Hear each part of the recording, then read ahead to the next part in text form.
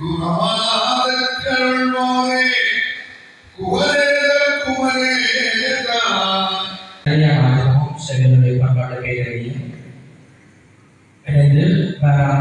புள்ளி முதல் தொடர்ச்சியாக நடைபெறுவது மாநிலம். அந்த வகையில் கதை என்று சொல்லப்படுவது வெறுமனே ஒரு கதை அல்ல, வாழ்க்கைக்கு உதவுகின்ற பல விடயங்களை தன்னகத்தே கொண்டதுதான் மகாபாரதம். எப்படி ராமாயணத்தை 3 வரியிலே சொல்லலாமோ அதே போல மகாபாரதத்தையும் 3 வரியிலே சொல்லலாம். பாண்டவர்கள் ஒரு புறம், துரியோதனாதிய ஒரு புறம், பங்காளி சண்டை முடித்தார்கள், அதர்ம வழி போனவர்கள் அழிந்தார்கள். இதுதான் மகாபாரதத்துடைய சுருக்கமான விடயம். தர்மத்தின் வாழ்வதனை சூடுகவும் தர்மம் மறுபடியும் வெல்லும் என்பதுதான் மகாபாரதத்துடைய அடிப்படை. இந்த வகையிலே சென்றையனுடைய சொற்பொழிவிலே கீசகன் என்று சொல்லப்படுகிற காம வரி பிடித்த ஒருவனை பீமன் கொன்ற வரலாற்றை சொல்லியிருக்கிறேன். கீசகன் இறந்தான், அவருடைய தம்பிமார் உபகீசகர்கள் என்று சொல்லப்படுவதை அழித்தார். விராடனுடைய நாட்டிலே பெரிய ஆட்சியில் கீசகனை வெல்லுவதற்கு ஒன்று இருக்கிறார். அங்கே இருந்த வண்ணமகளான திரௌபதி ஒரு தடவை அரசியாருக்கு சொல்லியிருக்கிறார், என்னை 5 காந்தர்கள் காத்து வருகிறார்கள், அவர்களை இருக்கும் வரை எனக்கு ஒரு அழிவும் வராது என்று சொன்னார். அதை மனதில் வைத்துக் கொண்டு இந்த கீசகனை அந்த காந்தர்கள் தான் கொன்றார்கள் என்று ஒரு கதை அங்கே மற்ற நாடு கொடுத்த பரவியது. கீசகன் மாண்டார். இங்கே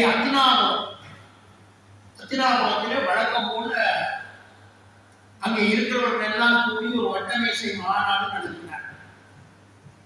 துரியோதனன் முதற்கொண்டு பீஷ்மர், விதுரன், துரோணன், கிருபன், அஸ்வத்தாமா என்று சொல்லப்படுகின்ற எல்லோரும் அந்த அவையிலே இருந்தார்.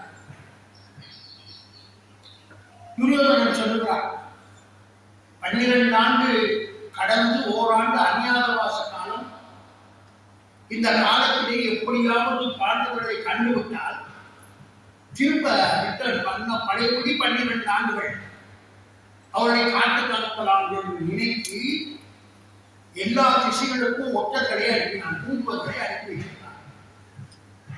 அவர்கள் நாடுகள் எல்லாம் தேடினார்கள், மலைகள் காடுகள் எல்லாவற்றிலும் போய் தேடினார்கள். இந்த 5 பேரையும் கண்டுபிடிக்க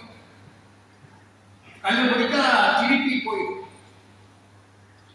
அதை பற்றி அங்கே ஆலோசனை செய்வதற்காக எல்லாரும் கூடியிருக்கிறார்கள். இந்த போன ஒற்றர்கள் எல்லாம் ஒவ்வொருத்தரும் வந்தவர்கள் யாருமே பாண்டவர்களை கண்டேன் என்று சொல்லவில்லை.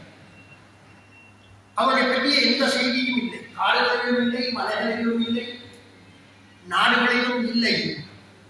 அவர்கள் எங்கிருக்கிறார்கள் என்று தெரியவில்லை என்று எல்லாரும் சொன்னார்கள். ஒருத்தர் பாக்கி இல்லாமல் பலான இருந்த அறிவாளி விதுரன் பேசுகிறார், மூடர்களே, தர்மனை கண்டுபிடிப்பதானால் நாடு நாடாக போய் காடுகள் எல்லாம் தேடி கண்டுபிடிக்க முடியுமா?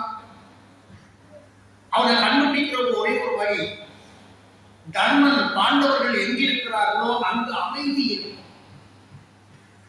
அந்த நாடு நல்ல மகாபாரதம் இடம்பெற்று கொண்டிருக்கின்றது. ஒரு குறிப்பிட்ட அட்டவணையில் முடிக்கலாம் என்று தொடங்கிய மகாபாரதம் நகரக்கணக்காக இன்று வந்து வைத்துக்கொண்டிருக்கின்றது. அந்த மாதிரியான சொற்பொழிவுகள் இடம்பெறவில்லை. சில நேரம் சில பேருக்கு அது பிடிக்காமல் இருக்கலாம், இப்படி கிடைக்கிறார்கள்.